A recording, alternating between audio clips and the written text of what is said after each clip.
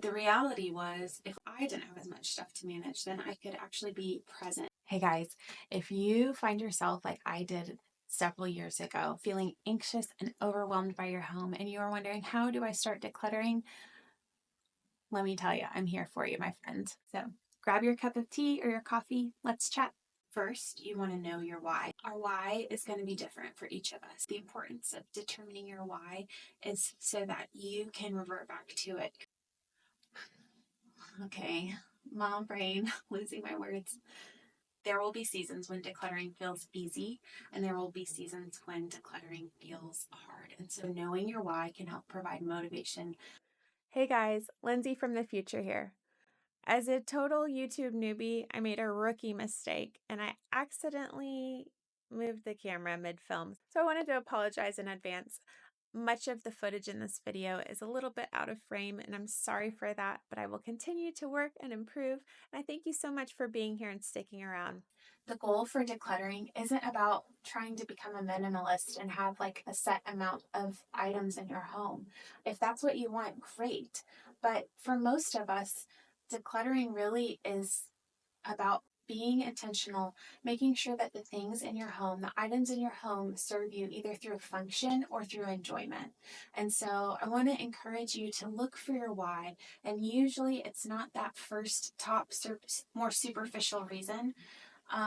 Usually if you ask why, a couple of layers deep to kind of dig down into the meat, the root of it, that is going to be what upholds you on the days when it feels like you have no more energy, on the days when it feels like you have nothing left to give. Well, we just talked about knowing your why, which is an important place to start. But the next thing you're going to want to do is decide where to start. There are two approaches that I really like to start with when deciding where to start, especially if you have multiple hot spots in your home.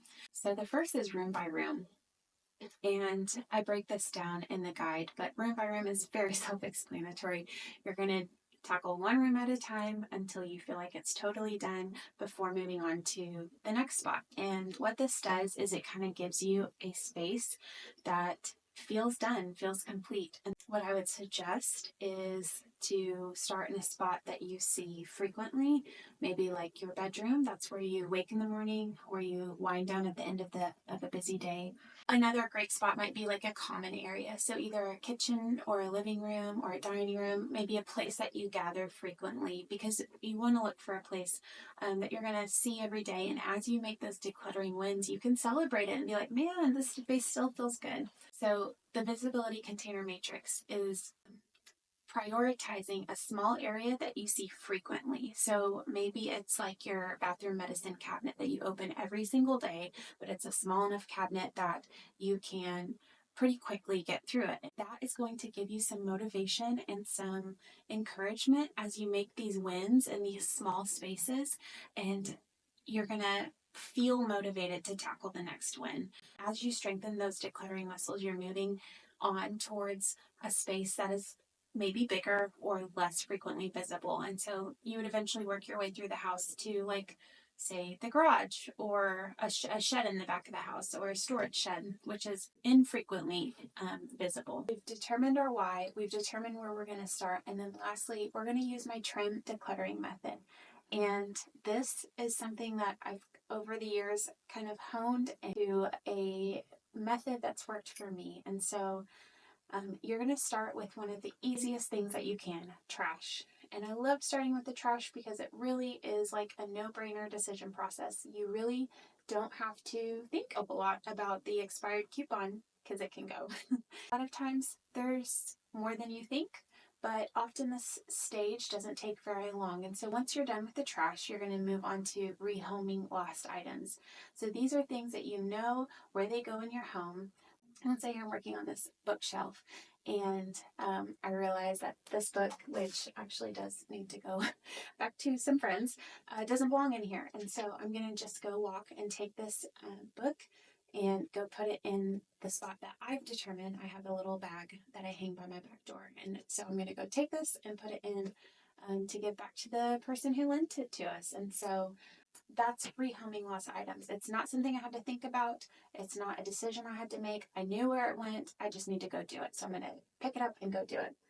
After you've rehomed your lost items, you're going to look the rest of the items in the space and you're going to identify what's serving you. It's either going to be like an obvious donation. This is something that you knew you were going to donate. You've been thinking you need to donate. You just haven't got it done. And so you're going to toss that in the donate bag. Pretty quick, pretty easy. Next, you want to look for items that are needing a home. You have been using them, but they don't have a designated home. And that is why they keep getting left out on the counter or the dresser or the floor or the wherever.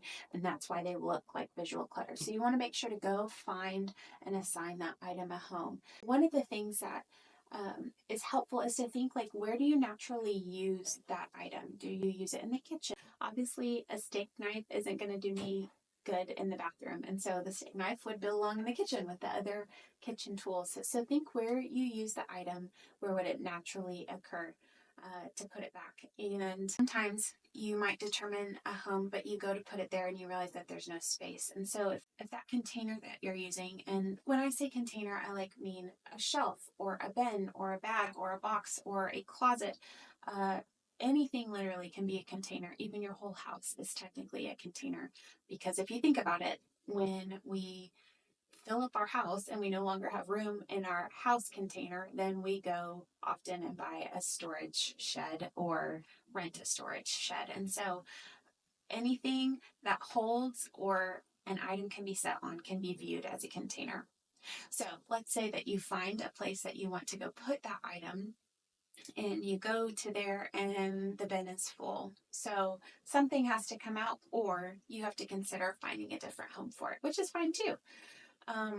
But that's just how it works. The reality is that there's only so much space in that container for you to be able to put it there. Next, it might be, is it something that's valuable? So with valuable stuff, you've got sentimental valuability, valuableness. I don't know if that's what it's either valuable because it's sentimental or because it has monetary value. And so those are sometimes handled a little differently. If it's a sentimental item that you no longer are interested in keeping, but you have fond memories of it, I often suggest taking a picture. If it's something that's maybe a little hard to let go of, that usually helps our brain and our mind to go, oh, I liked this thing, or this was special for this reason, but now I can let it go. So that's a pro tip if you are letting go of something that's sentimental value. Let's try that again. Sentimental value. And then you can let that item go. If it is a family item, you may consider asking the other members of your family, just making sure that they don't want it, but definitely don't push that item on them, which I'm sure you wouldn't do. Okay, so sentimental value and you're ready to let it go, or sentimental value and you want to keep it, in which case this is where our keepsake bins come in. And I've heard a couple of other people talk about this. I can't think off my head who specifically, but I love the keepsake bin because this is a place that you can put a sentimental value. If it's not something that you want to display, like for me, these are highly sentimental. They're one of a kind and I love them because they make me think of my husband's grandmother, whom I loved. So if you don't want to display the sentimental item, I recommend having a keepsake box. And so the keepsake box is amazing, and I recommend doing one per person in your family. That way, if something's highly sentimental to me, but to no one else in my family, then it goes in my box. And so this makes it easier, especially like with kids stuff. A lot of times kids have things that are like just so precious to them, and I'm like, okay, it's cute. So, anyways, go ahead and just encourage them. Put it in your keepsake box. And once the keepsake box is full, it is a container in and of itself. And then that person is responsible for deciding, okay, if I want to add more to it, I either have to get rid of something or not keep this item. So we've covered something that's has sentimental value that you might keep or that you might get rid of. Next is monetary value.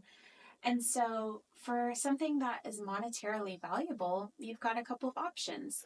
If it's something that you don't enjoy, you're not finding useful, it's not something that you want to continue keeping, again, you may consider if this is like a family item, speaking it speaking about what to do with it with the other members of your family. But if it's something you're going to let go of, research like what is the best way to get rid of it.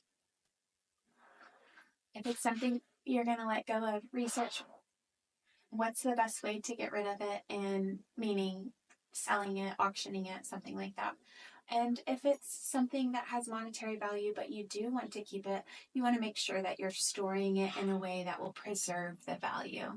So do your own research, many different ways to store things of value, and you can look into that as each item comes up. The last category is I don't know. And this is usually the biggest one, and usually often the most daunting one sometimes. And so I have a handful of questions, and again, those questions are in my decluttering guide. I would love for you to download that as a resource so that as you're going through your decluttering process, you have like a reference, a framework of something to in regards to like what decision do I make. But for the I don't know items, this is generally a really large category for many of us who are going through this decluttering journey. And one of my favorite things to use is what I call the safety stock bin. So in retail stores, this lingo called safety stock. And basically it's like a stock reserved if there's like a delay in shipment and you like all of a sudden might need inventory because you're not getting extra inventory in, or maybe there's like a super increase in demand overnight for some particular item, so there's like this safety stock. And so I've just started using that in my own home during my decluttering process for these I don't know items. So say I get to this cup, which I'm currently obviously using, but say I come across a cup and I'm like, I don't know if I can get rid of this cup. I used it like 5 months ago, or obviously I use it today, so this one doesn't apply. But let's pretend I wasn't using it right now. You're like, I think I like drank out of it like 5 months ago, but I don't really remember. It's like kind of a plain cup, so I don't know. I could probably buy like another one, but maybe I need it. Like maybe I have family coming in next week, so maybe we're gonna need it. This is where the safety stock bin comes into play. I would just set this in my safety stock bin and assign it some time frame of like an expiration date. So let's say like if in the next 6 months or a year or whatever it is, it could be 90 days, it could be 1 week. The wonderful thing about safety stock bin is you get to set the expiration date. You get to decide how long you're going to let it sit there. And if you use it before the expiration date, like great. Obviously, you need it, you use it, you want it, you like it. So find a place in your home for it. Assign it a home.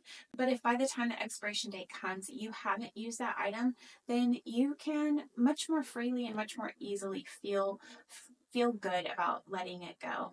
I love the safety stock bin because it relieves the pressure when you're in like full swing decluttering. You've got the momentum going, and then all of a sudden you get to this thing and you're like, I don't know. It like keeps you from going to that panic place. There's no pressure. We're just going to put it in there, and then we're going to keep the momentum going by moving on to the next item.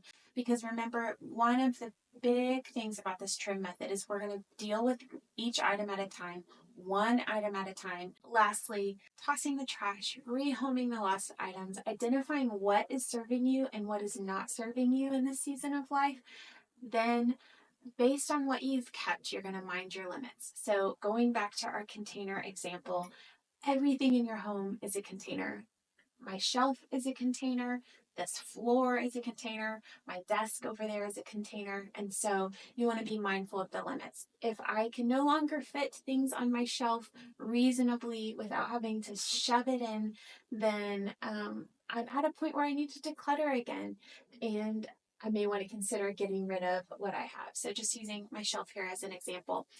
If you go to put an item in the box with the bin and you realize you can't close the bin, this is a visual cue that your inventory is starting to exceed your container threshold. And so you're going to want to declutter more. Okay, friends, that is how to start decluttering. Know your why, find out where to start, and then use my TRIM method for an easy method that you can implement throughout your day in little pockets of time here and there as you get them. Steward your time well. Whether you have 60 seconds before the pot's done boiling and all you have time is to throw away an expired coupon, or you have 60 minutes before the kids wake up from their nap. Use the little tiny pockets of time. I promise those 60 seconds or 60 minutes may not feel like you're doing enough, but over time, as you continually steward these moments that you have, it will transform the way that your home is run and just bring such peace. So, best wishes to you all, whether I see you in the comments below or on the next video. Hope you have a great one. Bye.